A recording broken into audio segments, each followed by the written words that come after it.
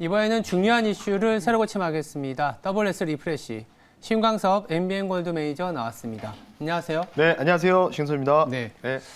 우리 시장이 사실 오전에는 조금은 하락폭을 네. 이렇게 만회한다고 할까요? 플러스까지도 가는 모습을 보이려고 했는데 지금은 또 양시장 1% 넘는 코스닥의 하락 그리고 코스피도 마이너스 0.7% 하락을 하고 있습니다. 최근에 이제 미국 증시가 긴축으로 인한 변동성도 있지만 실적 시즌에서 심심치 않게 나오는 얘기들이 인플레이션이에요. 네. 그러다 보니까 어제 또 보니까 유가가 또 뭐 82불, 83불 막 이렇게 가려는 움직임인데 일단 지금 유가에 대한 얘기를 하면서 저희가 한번 포인트 한번 열어볼까요?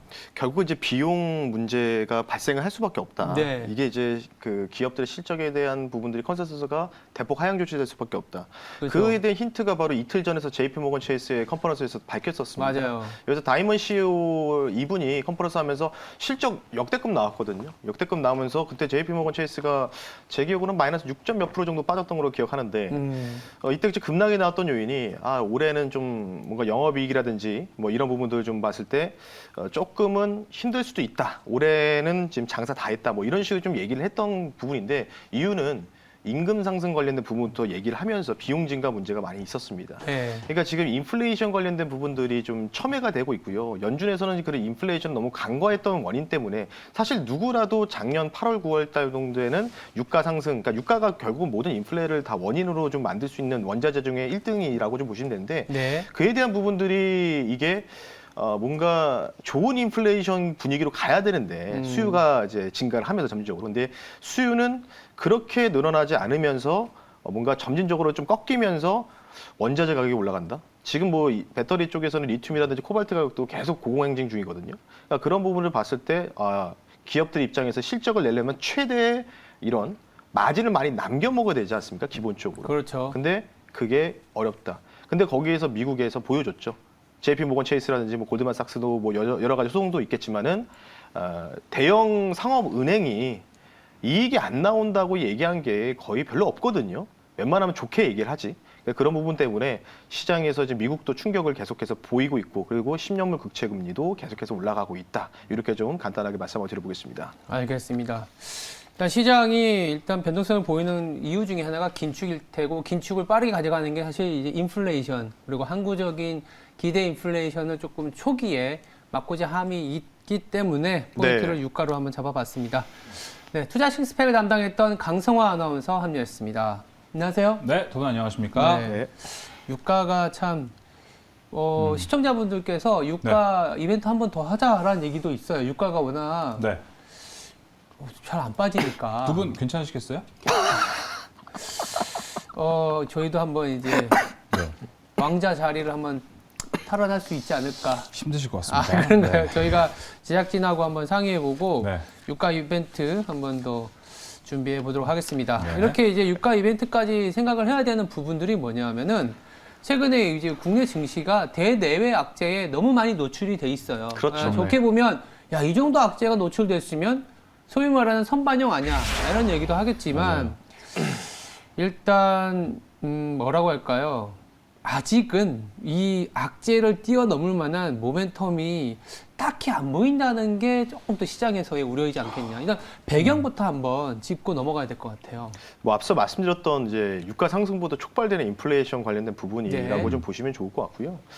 근데 이제 최근 뭐 미국이든 중국이든 뭐 소매 판매 지수라든지 뭐 물류 이 지표를 좀 보면은 이게 이제 과연 이런 시각들이 많습니다. 이제 오미크론 때문에 소비가 조금 둔화된 거냐? 뭐 이런 또 시선도 있거든요. 근데 사실 어찌 보면은 이제 오미크론 여파도 조금 한몫을 하겠지만은 지금 이제 미국 같은 경우에는 봉쇄령이 떨어지지 않지 않았습니까? 유럽도 마찬가지고. 또 그런 와중에서도 지금 뭔가 이런 부분들이 꺾이고 있다는 게 조금은 이제 안 좋은 부분이라고 보시면 좋을 것 같고. 연준에서 작년에 너무 간과를 했던 게 가장 큰 요인이었다. 이렇게 좀 보시면 좋을 것 같습니다.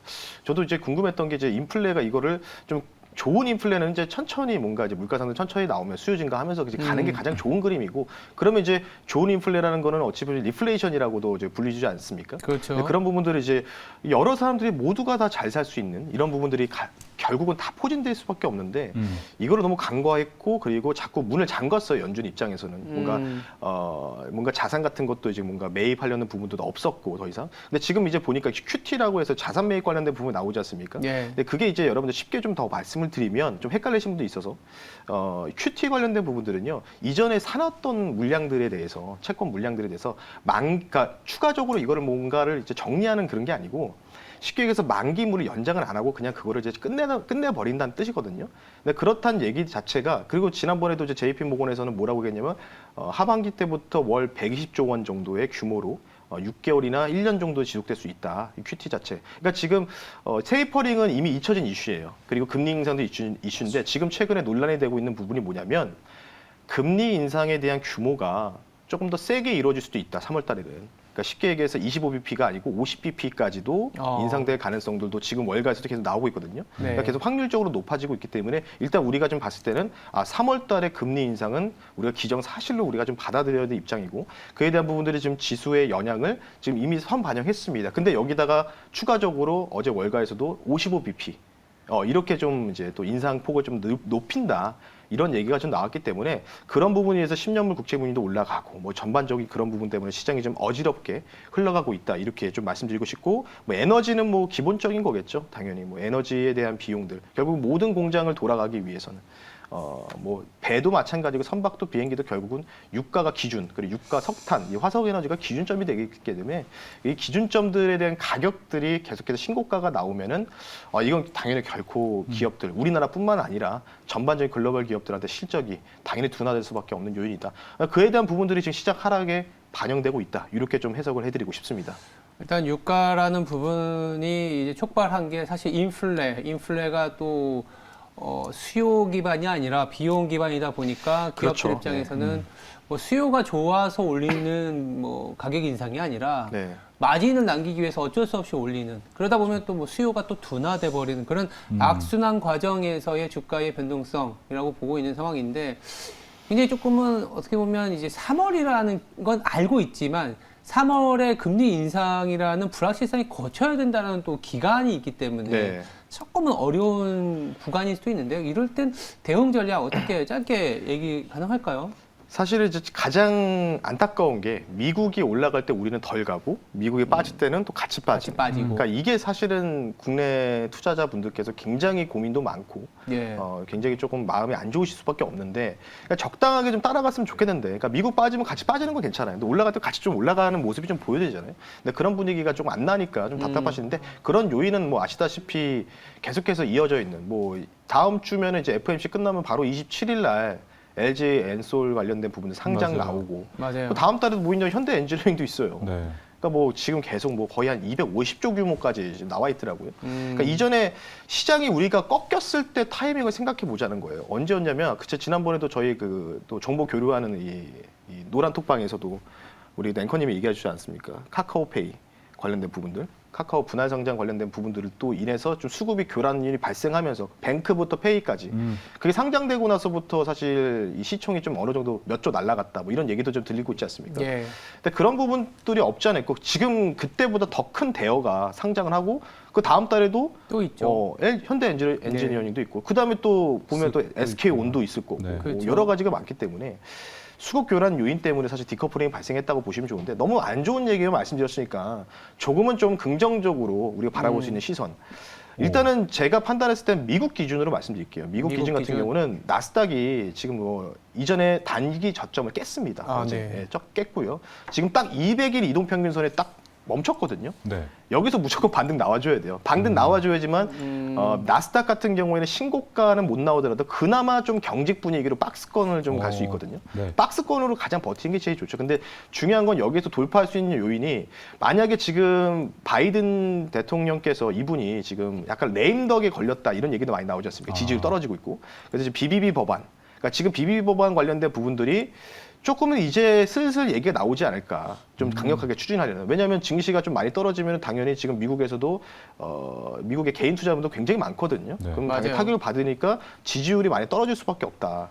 그런 얘기는 결국 바이든 행정부에서 BBB 법안을 바로 통과를 다 통과시키면 다 좋죠. 더 나은 뭐 재건을 위한 뭐 이 약자인데 BBB가 어찌됐든 간에 BBB 법안을 카테고리를 쪼개서 이거 상정시켜 통과시킬 수 있거든요. 네. 뭐 전기차 보조금, 뭐 신재생 에너지라든지 이런 쪽으로. 그래서 아마 제가 볼 때는 다음 주에 FOMC에서 뭔가 충격적인 뭔가 코멘트가 나온다. 이러면 시장 한번 받을 수밖에 없겠죠, 전반적으로.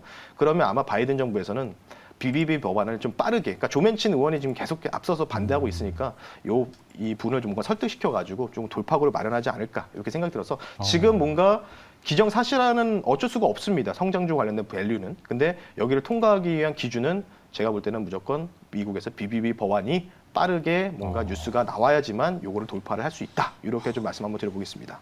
알겠습니다. 일단 뭐 통화 정책 측면에서는 물가가 높은 수준이기 때문에 인플레이션 기대 심리를 잡기 위해서라도 지금은 우군보다는 이제 통화 정책은 좀 적군인 상황이고 우군인 이제 재정 정책, 미국의 BBB 법안이 그렇죠. 나오는 수준, 나오는 시점이 어쩌면 뭐 증시 안정화의 하나의 또 터닝 포인트가 되지 않겠냐 네. 이렇게 짚어주셨습니다.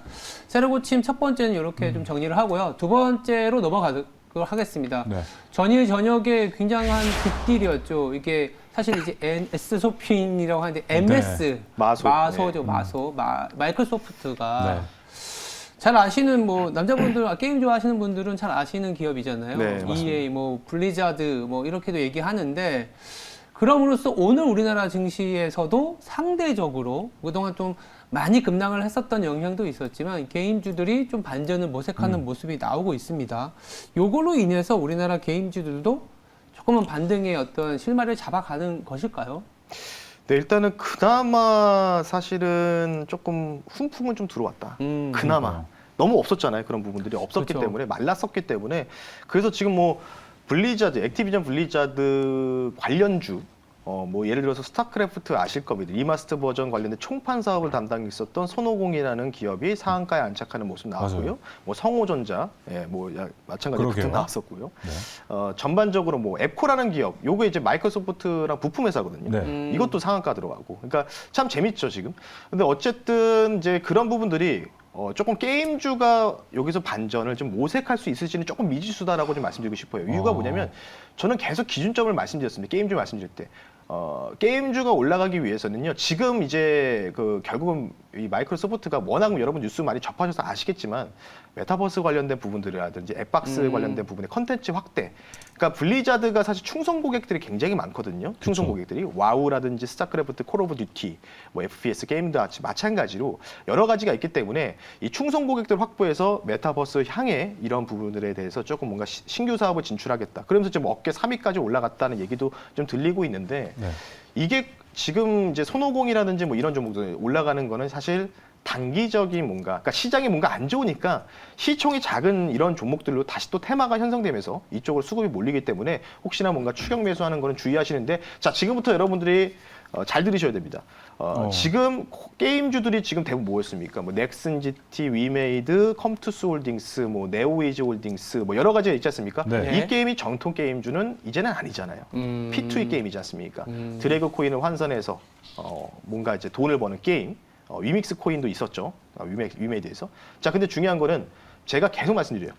이 종목들이 대장 역할을 했던 종목들이 많이 빠졌지만 이 종목들 올라가기 위해서는 이더리움 가격의 반등을 보셔야 됩니다, 여러분들. 기반입니다. 기본적인 거라고 보시면 될 것 같아요. 그러니까 비트코인이 1위고 지금 2위가 지금 이더리움으로 알고 있는데 이더리움 기반으로 만든 게 바로 드래그 코인이고 드래그 코인에서 확장된 게 이제 막 P2E 코인이거든요. 네. 그 부분을 보셔야 되는데 대부분 그걸 생각 안 하시고 그냥 NFT 한다, 사업한다, 올라가서 매수했다고 물리시는 분들 많거든요. 그러니까 이더리움이 최근에 반등이 못 나오고 있어요. 어제도 반등 나왔다가 휙 빠지는 게 이더리움 반등 나왔다가 10시부터 꺾였거든요. 그러면서 빠졌다라고 보시면 좋을 것 같아서 지난번에 제가 이더리움 가격 차트 보여드리지 않습니까? 근데 지금 제일 중요한 게 지금 메인 코인 비트코인과 이더리움 제가 뭐 가상화폐 전문가는 아니지만은 그냥 제가 배운 대로 그냥 제가 여태까지 경험한 대로 이 가격들 기술적 분석으로 봤을 때는 물론 이제 기술적 분석이 가상화폐 자산에서 안 먹힙니다. 하지만 제가 봤을 때는 비트코인하고 이더리움이 지금 위든 아래든 그러니까 폭등이든 폭락이든 변곡 자리에 위치했습니다. 상방으로 갈지 하방으로 갈지. 그러니까 지지 라인에 딱 걸쳐 있거든요. 비트코인, 이더리움 비슷하게 차트 보시면. 그래서 혹시나 저는 올라갔으면 좋겠어요. 왜냐면은 지금 게임주도 물리신 분들 많아요. 제가 네, 뭐 고려 맞죠. 공개 방송 하다 보면은 대부분 종목 상담 같은 거 원하시면은 뭐 게임주들만 많이 물어보시더라고요. 그래서 저는 올라갔으면 하는데 혹시나 지금 현재 위치해 있는 주가 자리가 무너지면은요. 아무리 뭔가 뭐 NC든지 뭐든 뭐 위메든지 뭐 신규 사업 한다 뭔가 나오더라도 반등은 어렵다. 아, 이렇게 좀 보시면 좋을 것 같기 때문에 이더리움의 가격의 추이를 여러분들이 꼭 기억하시자라고 말씀드리면서 마무리하겠습니다. 네. 일단 게임주가 모멘텀을 지난해에 네. 강하게 가져갔었던 맞아요. 게 P2E, 좀 뭐 놀면서 돈 번다 이런 얘기도 있었잖아요. 그러다 보니까 이제 코인 시장, 특히 이더리움과 이제는 이더리움의 가격이 안정이 되는 그 수준을 좀 기다리자라고 그렇죠. 말씀을 주셨습니다. 그렇다면 뭐 그래도 지금 최근에 보시면 이 그 마이크로소프트가 이렇게 빅딜을 성사시킨 것은 네. 마이크로소프트의 이제 경쟁자들이라고 할 수 있는 게임 업체들 그리고 그 안에서의 기회를 본 건 메타버스 있지 않을까라는 생각이 들어요. 그러면 네. 이런 메타버스 경쟁이 본격화됐을 때 투자 아이디어 이건 또 어떻게 갖고 가야 될지도 조금 궁금해집니다. 근데 사실은 이제 공룡 기업들이 지금 메타도 마찬가지고 페이스북을 그렇죠. 사면 맞아요. 가져갔던 기업들이 결국은 이제 메타버스 쪽으로 좀 뭔가 진출하는 뭔가 의도들이 그렇죠. 많이 보이고 있는데 저는 뭐 당연한 거라고 보고 있습니다. 우리가 영화에서도 많이 보지 않았습니까? 매트리스라는 영화도에서 그런 뭐 홀로그램 형식으로도 기반으로 나왔던 영화들도 있었고 뭐 언젠가는 이런 부분들이 이루어질 것으로 판단을 하고 있는데 지금 단기적으로 좀 말씀드릴게요. 어쨌든 장기적으로는 좋아요. 이쪽이 어쩔 수 없었는데 단기적으로 좀 봤을 때는 대선 주자분들의 정책에 대한 모멘텀 요걸 우리가 고민해 보자는 거겠죠. 지금 이제 최근 이제 최신화 코멘트들이 나오는 걸 말씀드리는데 이재명 지금 현재 민주당 후보 이분은 오늘 업비트라는 가상화폐 거래소 라운지를 방문하셔서 예. 가상화폐 자산 배척은 세국 정책이다. 뭐 이런 식으로 좀 현재 정부에 대해서 이런 가상화폐 관련된 정책을 좀 강하게 비판하는 이런 부분 보였고요. 야당의 지금 국민의힘 윤석열 후보분께서는 비슷한 행보를 보이셨어요. 근데 여기서 좀 중요한 게 조금 더 논리적으로 이 코인에 대한 수익을 우리나라 국내 주식도 이제 수익금이 있지 않습니까? 5천만 원 이상은 이제 2023년인가요? 그때부터 그 과세 대상이지 않습니까? 5천만 원까지 비과세. 이렇게 하자. 이런 식으로 좀 뭔가 세부적인 공약들이 나오고 있기 때문에 제가 왜 가상자산 코인을 말씀드리냐면 결국 게임들이 지금 올라간 게 전통 게임에 대한 실적 때문에 올라간 게 아니고 NFT와 그리고 이 바로 P2E 관련된 사업 진출 때문에 올라갔기 때문에 이분들의 계속 뭔가 대선 정책에 대한 모멘텀 변화들, 요 정책에 대한 부분들이 좀 나오게 되면 좀 더 강력한 게 나왔으면 좋겠습니다. 그래야 좀 뭔가 반등을 시도할 수 있기 때문에 관련된 부분들 여러분들 계속해서 추가적으로 한번 확인을 하시는 게 좋지 않을까 이렇게 좀 말씀 한번 드려보겠습니다. 예. 네, 저는 오늘 마이크로소프트 블리자드 인수 보고 딱 불현듯 든 생각이 예. 마이크로소프트가 엑스박스 갖고 있는데 그렇죠. 엑스박스의 최고의 라이벌이 또 플레이스테이션이잖아요. 소니. 소니. 오늘 저는- 일본 시장에서 소니 10% 빠지더라고요. 그러면 오히려 좀 저점 매수 이런 것도 통하지 않을까요? 물론 이제 일본 시장을 직접 매수하시는 분들은 많지는 않지만 그렇긴 하죠. 증권사가 많이 한정돼 있어가지고. 아, 사실. 근데 그런 건 있는 것 같아요. 자, 엑스박스 뭐 게임을 좋아하시는 분들은 아시겠지만 엑스박스보다는 이제 위닝 11이라든지 그렇죠. 여러 가지 네. 이제 프로그램을 했을 때 소니에서 만든 플레이스 스테이션을 갖고 많이 하잖아요. 그래서 레슬링 게임도 할 수 있고. 그렇죠. 그거를 WWE. 따라잡기 위해서 마소가 이런 어떤 빅들이라든지 여러 가지 활동을 하는 게 소니 입장에서는 부담이 되는 거 아니냐? 이 정도로 이제 부담으로. 되는 것 같은데. 네. 근데 이렇게 어떤 하드웨어적인 싸움이 일어나게 되면 사실 소프트웨어는 또 기회가 될 수 있는 부분이기도 하거든요. 네. 그런 것들 때문에 저희가 뭐 이런 얘기를 하는데 그러면 이 어떤 그 마이크로소프트에서 파생된 아이디어를 종목으로 마무리할 수도 있을 것 같아요. 네. 어떤 주식을 봐야 될지. 네, 그래서 조금 더 블리자드 관련된 설명을 간단하게만 드릴게요. 액티비전 블리자드라고 되어 있습니다. 이게 합병한 거거든요. 액티비전 이제 프랑스계 약간 쉽게 얘기해서 프랑스 회사인데 약간 그러니까 약간 좀 구글 같은 회사예요. 그런 회사라고 보시면 돼. 그 회사에 대한 지분과 블리자드 기분 지분 합병이 돼서 액티비전 블리자드인데 뭐 많이 사건들이 많아서 성추문 사건이라든지 지분 구조 관련된 부분들. 근데 그 95달러로 인수를 한다고 했잖아요, 블리자드가. 근데 그 아래에서 거래됐어요. 이게 제가 맞아요. 프리장에서 봤을 때 37%까지 급등하다가 네. 28%가 좀 떨어졌는데 네네네. 제가 이제 뭐 저희가 관리하는 고객 계좌에서 조금 이제 매집을 하다가 뭔가 이제 조금씩 매수하다가 올라간 종목 중에 하나였거든요. 근데 이 종목이. 근데 95불 이하에서 왜 거래가 됐냐면 원래 계획이 현금 박치기에다가 그다음에 50%는 마이크로소프트 지분 요렇게를 딜을 하려고 했는데 액티비전과 블리자드가 합병회사다 보니까 지분 구조가 너무 복잡해가지고 그래서 현금으로 줬다고 하더라고요. 이 내용들이. 그래서 95불 이하에서 원래 인수 가격인데 그보다 아래에서 거래되고 있었다. 이렇게 좀 말씀드리고 싶은데 네. 그러면 뭐 게임 회사들이 많지만 제가 봤을 때는 저도 워낙 게임을 좋아하거든요. 저도 이제 모바일 게임보다 이제 PC라든지 이런 걸 좋아하는데 국내에서는 계속해서 말씀드렸던 종목이 신작에 대한 모멘텀들 네오이즈라는 종목이 네오이즈. 바로 기본적인 그러니까 이 회사가 아직은 P2E라든지 NFT를 활용한 기업은 아니에요. 근데 하반기에 그와 관련된 신작이 공개되고 있습니다. 그러니까 이전에 컴투스 홀딩스나 이런 종목들 이미 공개를 했으니까 모멘텀이 사라졌지만 네오이즈는 모멘텀이 하반기에 남아있기 때문에 뭔가 중장기로 좋고요. 예. 그리고 미국 같은 경우에는 일렉트로닉 아츠라고 해서 여러분들 뭐 아실 건데 EA. 아, 네. EA 스포츠. 맞습니다. 예, 그거죠. 네, 그래서 EA 이제 피파 시리즈 그리고 뭐 여러 가지가 있는데 제가 EA를 주목하는 배경은 아마 조금 같이 올라갔다 빠졌는데요. 아마 네. 좀 이제 중장기는 좋을 겁니다. 이유가 뭐냐면 EA에서 만든 게임 중에서 스포츠 게임도 있지만 메타버스를 실현할 수 있는 가능성이 높은 게임이 하나가 있습니다. 바로 모르실 수도 있는데 심즈라는 게임이 있거든요. 심즈. 예, 심즈 EA에서 만듭니다. 그 여러분. 키우는 거. 네, 그렇죠. 맞죠? 그러니까 결국은 메타버스, 로블록스랑 비교했을 때 이 심즈에 대한 그래픽이라든지 이런 부분을 여러분들 우리가 고려해 보자는 거겠죠. 그러니까 결국은 나아갈 방향들이 심즈다. 이렇게 좀 보시면 좋을 것 같기 때문에 네. 메타버스 관련된 부분들을 3년 전에 이제 VR 기기를 시연해가지고 심지를 또 발매도 했었거든요.